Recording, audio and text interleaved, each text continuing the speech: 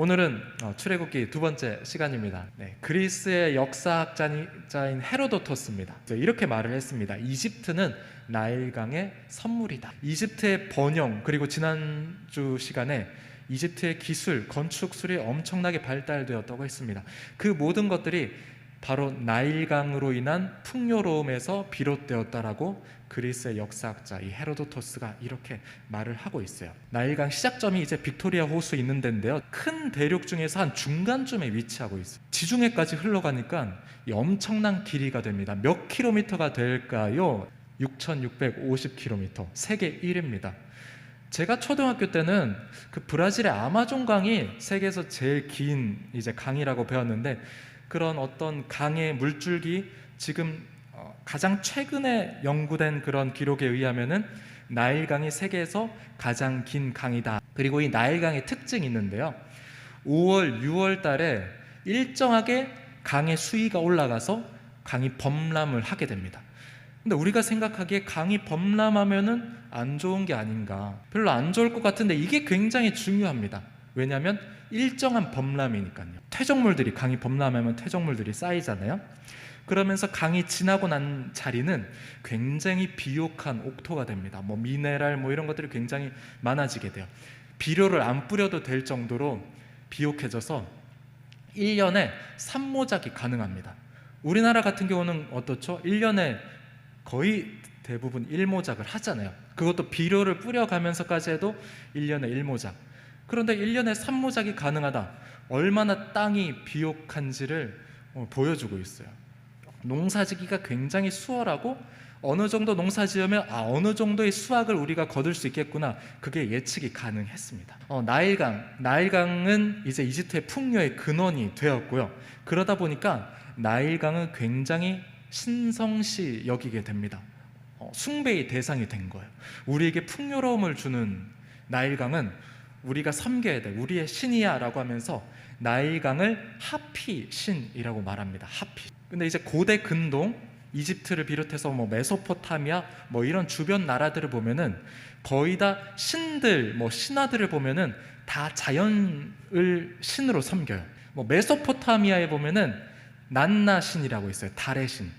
달의 신을 섬기기 위한 그 신전이 지금도 남아 있습니다. 지구라트라고. 그리고 가나안 땅, 이스라엘이 살던 그 가나안 땅에 우리가 성경에서 보았던 바알 신도 천둥의 신입니다. 그래서 지금 이렇게 들고 있는 게 이 번개예요, 번개. 그러면서 비를 내리게 하는 천둥의 신. 그리고 좀 멀리 떨어져 있긴 한데 멕시코도 마찬가지로 불의 신, 이런 자연신들이 있습니다. 근데 여기에 반해서 여호와 하나님은 자연신이 아닙니다. 그 말은 인간이 예측할 수 있는, 인간의 손바닥 위에 올려놓고 볼 수 있는 신이 아니라는 말이에요. 떨기나무 속에서 모세를 만나주시는 분, 굉장히 관계적인 신앙인 거예요. 이스라엘 백성들의 고통 소리를 들으시고, 또 아브라함, 이삭, 야곱과 맹세하셨던 언약을 기억하시고, 또 돌보셨고 기억하셨다. 역사 가운데로 들어오시는 신, 여호와 하나님은 자연신이 아니라 인간의 시간 속으로 들어오셔서 개입하시고 관계 맺으시고 함께 하시는 하나님, 신이라는 거예요. 고대 근동의 다른 신하들, 또 그들이 섬기는 신들과 비교해서 봤을 때 이런 신이 없는 거예요. 굉장히 특별하다. 이제 출애굽을 위한 모세가 이제 하나님의 그런 부르심을 받고 모세의 형인 아론과 함께 이집트를 가서 파라오를 만납니다. 그리고 파라오가 안 돼! 너희 못 보내! 이렇게 말을 하니까 이제 재앙을 내리기 시작을 하는데요, 첫 번째 재앙은 바로 나일강이 피로 변하는 피재앙입니다. 나일강은 아까 말한 것처럼 하피신, 어느 정도냐면 태양신, 이집트가 섬겼던 태양신 라와 거의 동급으로 섬길 정도로 엄청 좀 권위가 있는 신으로 추앙을 받았어요. 그런데 한순간의 재앙으로 인해서 그 강이 완전히 못 쓰게 됩니다. 한번 클릭을 한번 해볼까요? 강이 오염이 되죠. 맞아요. 생명의 강인데, 우리에게 풍요로움을 주면 생명의 강인데 죽음을 가져다 줍니다. 생명체가 살 수 없는 강이 되어버렸어요. 어떤 일이 일어나는가? 강에 살던 생물들이 다 죽게 되겠죠. 집단 폐사. 그리고 개구리는 이제 거기서 땅으로 나올 수 있으니까 땅으로 다 올라오게 됩니다. 이게 나일강 재앙이 그 이후의 재앙들이랑 좀 이제 연결되는 것들이 있어요. 개구리 재앙이 피재앙 다음에 이어지잖아요. 그리고 개구리들이 어떻게 되냐면 땅에 올라와서 거기서 다 죽어버려요. 땅에서 폐사하게 되면서 사체들이 이집트 전역에 이제 있다 보니까 어떤 일이 일어날까요? 네, 사체 위에 구더기도 생기고요, 파리도 끓고요, 파리재앙, 해충재앙들이 이제 일어나게 됩니다. 벌레들 때문에 전염병이 가축들에게도 옮겨지고 사람들에게도 옮겨지게 됩니다. 가축이 죽고 또 사람도 악성 종기, 그 재앙들, 이 재앙들이 좀 연결되는 것이 있어요. 나일강이랑 쭉 연결됩니다. 우리가 겪어봤잖아요. 메르스도 겪어보고 사스도 겪어보고 지금 코로나도 겪어보고. 인간에게 최악의 전염병은 항상 동물을 통해서 전염됩니다. 동물에서 유래한 그 병들이 전염병으로 확산이 되는 게 거의 지금 보면 대다수예요. 이집트를 아까 보셨다시피 6,650m 이집트를 가로지르는 그 나일강에서부터 강이 썩고 막 그런 벌레들이 나오고 그러다 보니까 이집트 전역에 그 재앙들이 퍼져나갈 수밖에 없었다. 요것은 그 고대 근동 지역에 있었던 어떤 물에 대한 신화적인 이미지입니다. 왼쪽에 보이는 게 바로 바다 괴물이에요. 바다 괴물. 바다는 어떤 미지의 세계였어요. 항해술이 많이 발달하지 않았을 때. 그러면서 바다는 어떤 혼돈의 이미지였습니다. 우리가 정복할 수 없는 저 바다의 이미지. 사실은 성경에도 이 바다, 물은 혼돈하다, 약간 거기에 대한 이미지가 우리가 배웠다시피 있잖아요. 하나님께서 천지를 창조하실 때 하나님의 영이 수면을 운행하시는데 그 수면이 혼돈하고 공허하다, 그렇게 말을 했습니다. 그래서 혼돈한 물을 땅 위의 물, 땅 아래의 물로 나누셨다라는 것을 이제 설명을 했는데요. 고대 근동에서 이런 물에 대한 혼돈의 이미지, 신화적인 이미지가 다른 나라들에도 있어요. 그런데 나일강을 하나님께서 재앙을 내리시면서 무엇을 보여주냐면, 너희가 말하는 이 혼돈의 바다 괴물 같은, 너희가 다스릴 수 없는 이 신화적인 강, 너희가 믿어야 될 게 아니야. 혼돈을 다스리는 하나님 나를 믿어라. 나일강이 풍요를 주는 것이 아니라 하나님 내가 너에게 풍요로움을 허락해 준다. 이 나일강을 치는 재앙을 통해서 우리에게도 알려주고 있습니다. 그 다음 이어지는 재앙들이 나오는데요. 우박재앙. 우박재앙과 또 하나 보면은 메뚜기 재앙. 우박 엄청 크죠. 저기 맞으면 진짜 죽을 것 같아. 그리고 메뚜기 재앙. 지금 아프리카에도 저런 메뚜기 떼가 이렇게 출몰을 한다고 해요. 성경에 보면 신명기 28장을 보면은 우박과 메뚜기 재앙은 하나님께 불순종할 때 나타나는 재앙이라고 하고 있습니다. 그러면 이집트가 불순종했나요? 네, 사실 맞죠. 내 백성 이스라엘을 보내라 라고 했는데 파라오가 싫어, 불순종하면서 우박과 메뚜기 재앙이 나타났죠. 하나님께서는 이집트가 자신들의 죄를 돌이킬 기회를 주셨습니다. 하지만 하나님의 뜻에 맞서서 계속해서 하나님께 불순종을 했고 결국에는 계속된 재앙을 만날 수밖에 없었다. 그리고 다음 재앙은 뭘까요? 이집트가 가장 최고의 신으로 섬겼던 태양신, 동그란 그 태양이 머리에 있는 저기 새 같은 녀석이 태양신입니다. 태양신을 섬겼는데 흑암, 어두움, 이집트 전역에 어두움이 찾아오게 됩니다. 태양신 아무것도 아니다, 그걸 보여주고요. 마지막에 장자의 죽음이 있잖아요. 이집트에 생명의 신 이시스가 있습니다. 그 신도 아무것도 아니야. 태양신 웃기지 마. 생명의 주관자는 하나님이다. 우리가 매 재앙마다 반복되는 하나님의 메시지를 우리가 주목해 볼 수 있어야 되는데요. 재앙 때마다 이렇게 하나님께서 말씀하세요. 재앙의 궁극적인 목적이라고 나오는데 출애굽기 7장 5절, 8장 10절, 9장 14절에 보면 이렇게 말을 하고 있습니다. 애굽 사람이 나를 여호와인 줄 알리라. 우리 하나님 여호와와 같은 이가 없는 줄을 알게 하리니 온 천하에 나와 같은 자가 없음을 내가 알게 하리라. 즉 하나님께서는 재앙을 통해서 어떤 이집트를 멸망시키기 위해서 재앙을 주신 게 아니라는 것을 보여주고 있어요.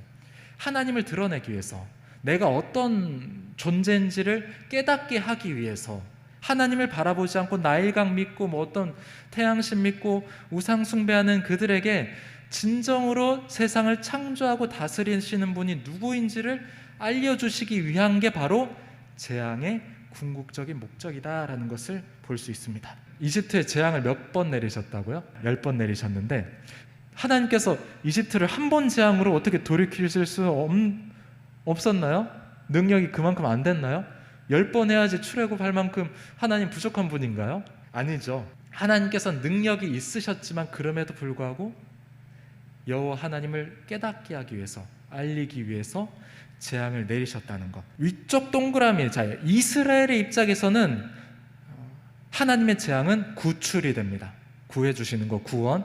그래서 출애굽을 통해서 하나님 나라의 백성, 노란색 동그라미 하나님 나라의 백성이 되는 게 목적이 있고요. 검은색 밑에 부분에 이집트의 입장에서 볼 때는 하나님의 재앙은 징계가 되겠죠.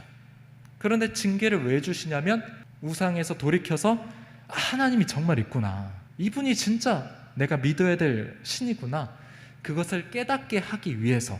그래서 만약 회개한다면은 출애굽을 하게 되고 하나님 나라 백성이 되는 겁니다.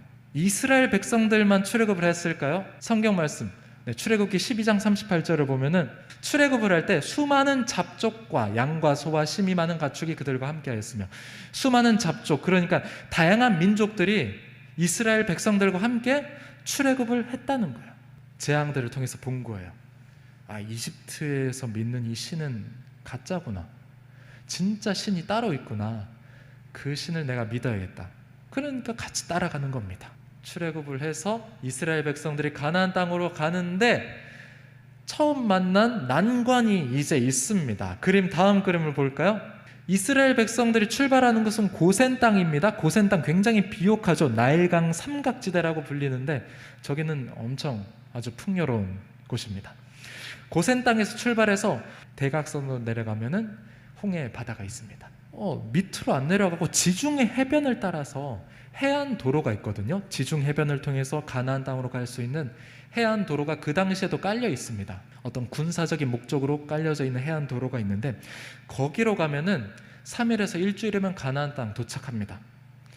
하지만 거기 안 갔어요. 왜냐하면 그 당시에 우리가 지난주에 배웠던 것처럼 투트모세 3세가 이미 가나안 땅을 쓸어버려서 가나안 땅은 이집트의 속국이었습니다.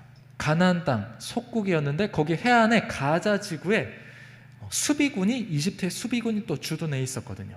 하나님께서는 이 신광야 쪽으로, 광야 쪽으로 이스라엘 백성들을 인도를 해주셨어요.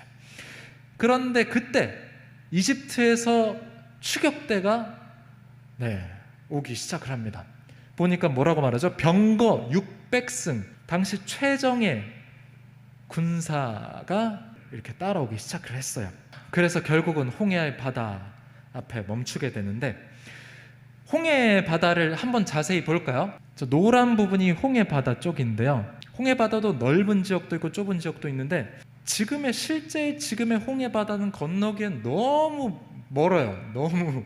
너무 멀어요. 하루로도 다 못 건널 정도니까 이스라엘 백성들이 건넜던 데가 좀 좁은 수에즈 운하가 있는 그런 쪽이 아닌가, 그림에서 보는 것처럼 좁은 데가 있잖아요. 저기가 아닐까라고 생각을 하고 있습니다. 그런데 실제로 어디가 홍해 바다인지는 우리가 알지 못합니다. 히브리어 성경을 보면은 홍해라는 번역, 히브리어로는 얌수프라고 원어 성경에는 저렇게 기록되어 있습니다. 갈대 바다란 뜻이에요. 뭐야? 갈대 바다? 갈대가 많이 나는 어떤 바다인가? 근데 사실 갈대 바다가 어딘지 알 수 없습니다. 홍해일 수도 있고 아니면 지중해일 수도 있고 몰라요. 늪일 수도 있고. 그래서 정확한 이스라엘 백성들이 건넜던 바다의 위치는 아무도 모른다. 그리고 앞으로도 모를 거다. 왜냐하면 저렇게만 쓰여 있으니까요. 이스라엘 백성들이 바다를 어떻게 건너가게 됐죠? 우리가 애니메이션 보면 옛날에 이집트 왕자 같은 거 보면 모세가 되게 멋있게 지팡이를 바다에 내리꽂으니까 갑자기 이렇게 바다가 반으로 갈라지곤 그랬잖아요. 사실은 성경적으로 보자면은 이렇습니다. 하나님께서 동쪽에서 불어오는 굉장히 메마른 동풍을 밤새도록 부르셨어요. 그래서 그 바람에 의해서 바다가 갈라지게 하셨다라고 성경이 우리에게 보여주고 있습니다. 이집트 왕자 애니메이션, 그거는 좀 이제 각색된 거라는 거. 그럼 한번 생각해 볼까요? 하나님께서는 왜 굳이 바다를 가르셨을까요? 이집트 군대를 치시지 그냥. 우리가 구원받기 위해서 가장 중요한 게 무엇일까요? 하나님께서 예수 그리스도를 우리에게 보내주셔서 그분이 우리의 모든 죄를 대신해서 죽으시고 부활하셨어요. 그리고 난 다음에 내가 구원받기 위해서 가장 중요한 거, 내가 예수님을 믿는 믿음이 중요하죠. 네. 믿음으로 구원에 이릅니다. 믿음이란 그래서 무엇이냐면 그냥 가만히 있는 게 믿음이 아니에요. 믿음은 내가 고백하는 거잖아요. 예수님이 나의 주인입니다. 이스라엘 백성들에게도 이 하나님에 대한 믿음이 필요했어요. 그냥 하나님이 다 알아서 해주니까 그냥 내가 가는 거야. 그게 아니라 하나님이 정말 나의 하나님이구나. 이스라엘 백성들의 의지와 결단으로 바다를 건너가야 될 필요성이 있었던 겁니다. 적극적으로 하나님에 대해서 반응하는 그 믿음이 필요했어요. 왜냐하면 이제 이스라엘은 하나님의 백성이 되니까요. 그 믿음이 없이는 앞으로 광야길 또는 가나안 땅 가서 버티지 못하니까 이스라엘 백성들이 정말 하나님을 그 믿는 믿음으로 바다를 건너는 발걸음, 믿음의 발걸음을 내디뎌야 했기 때문에 하나님께서는 그렇게 이스라엘 백성들이 바다를 건너는 믿음을 보일 수 있도록 기회를 허락하신 겁니다. 예수님께서 이 땅에 오셨을 때도 마찬가지잖아요. 이스라엘에 있었던 모든 사람들이 고침을 받은 게 아니고 모든 사람들이 예수님을 믿었던 게 아닙니다. 예수님을 십자가에 못 박으라고 저주한 사람도 있었고요. 예수님을 만나고 나서 돌아갔던 사람들도 있습니다. 믿음의 고백, 결단이 굉장히 중요하다는 거예요. 우리의 삶에서, 걸음에서도 마찬가지일 겁니다. 믿음의 선택들이 있을 거예요. 직장에서, 또 학업에서 믿음의 선택들이 굉장히 중요하다는 거예요. 그 선택들이 쌓여서 내가 정말 하나님의 자녀답게 흔들리지 않는 하나님의 백성답게 설 수 있다는 겁니다. 출애굽의 결과가 있어요. 출애굽의 결과, 이집트 입장에서는 최정예 부대가 모두 이제 바다에 잠겨버렸으니까 제국의 힘이 이제 쇠락하게 됩니다. 그러면서 가나안 땅의 어떤 통치권이 약화돼요. 거기에서 비롯된 게 바로 블레셋이 가나안 땅에서 힘을 잡는 데 있습니다.